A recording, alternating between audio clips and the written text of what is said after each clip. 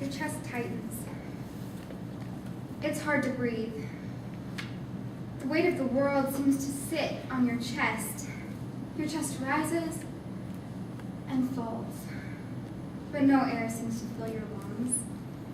A dull throbbing fills your head, and nausea fills your stomach. People try to talk to you, but you just can't seem to handle it. You seem to fly off the handle, even at an innocent comment about the weather. There's work to be done, but you can't seem to focus. There's so much going on, but you can't concentrate. You're so tired, but the minute you close your eyes, 1,000 thoughts just fill your mind. Worry, doubt, disproportionate, and irrational. These are some of the effects of anxiety. Most people have felt at least a portion of these symptoms at least once in their lives. Before a test, after an argument, when you find out you have to move, a change in your surroundings, the death of a loved one. Dealing with anxiety is something I and many others have worked to deal with and control. Anxiety can range from being classified as generalized anxiety disorder to being something that you only feel at a particularly stressful time of your life. Learning how to manage your stress can help you work through these periods of life without the unwanted symptoms of anxiety. Leaving home and going away to college is a huge change. I'm going to BYU, which is all the way out in Utah. This means that everything will be different. I will live in a new place. I will have to meet new people, study new things. Everything's going to change. A lot of what I'm going to be doing in the future is yet to be known. It's so uncertain. As cliche and immature as it may sound, I still worry about fitting in. I worry about becoming more independent. How will I make it on my own? Thoughts of doubt and fear cloud my mind, giving me reason to toss and turn in bed and to lash out at others.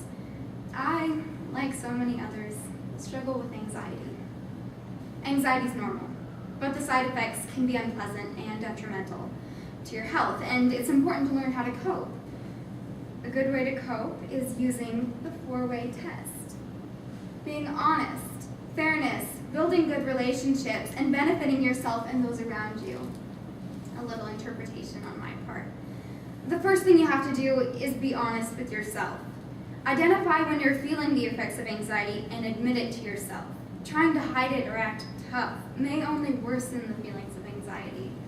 Secondly, think of others. This may be difficult, as sometimes when anxiety sets in, you become irritable and short-tempered.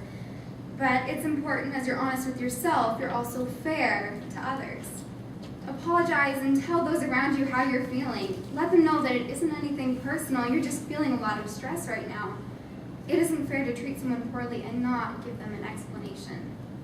When I'm feeling anxious about something, such as college or even just an upcoming test, I tend to try to be alone.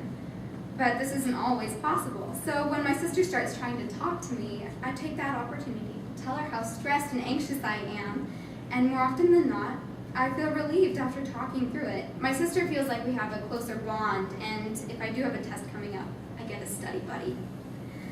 There are physical things you can do to cope with anxiety as well, such as exercising regularly. This releases endorphins and helps your self-esteem while keeping you healthy. Although my first thought when I'm anxious is chocolate, that usually ends poorly. I end up feeling bad about my body, and I don't have very much energy, and my anxiety skyrockets. Exercise, on the other hand, provides me time to think. It increases my energy level and helps improve my mood and attitude, and even helps me sleep better at night. There's nothing like a long run or even just a 20-minute yoga session to help me think clearly and feel better about myself in any situation I may be in. Another thing you can do, and possibly the hardest one for me, is eat better. I know you've all heard it from your doctors, but it's true. Eating healthily can make all the difference. I love food, especially junk food. But while a chocolate bar and a bag of chips may taste good now, they don't improve me in the long run. So, eating right includes eating lots of fruits, veggies, whole grains, protein, along with calcium-rich foods. Remember the food pyramid we learned in elementary school? Well, it still applies, and I think they've actually made some changes. And it's important to remember it and keep it in mind as you plan out your meals and eat healthy. healthily. This is also involving caffeine.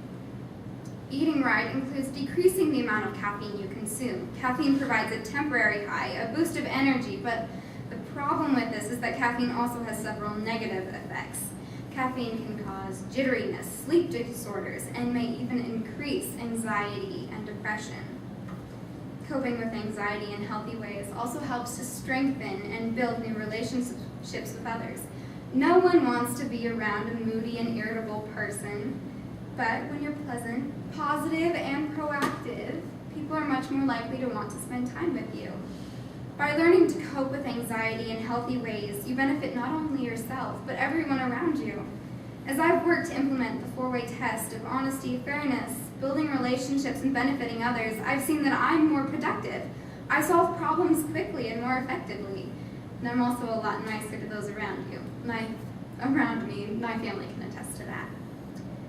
I know that when I don't let anxiety control my thoughts, emotions, and treatment of others, I'm a better sister, daughter, student, and friend.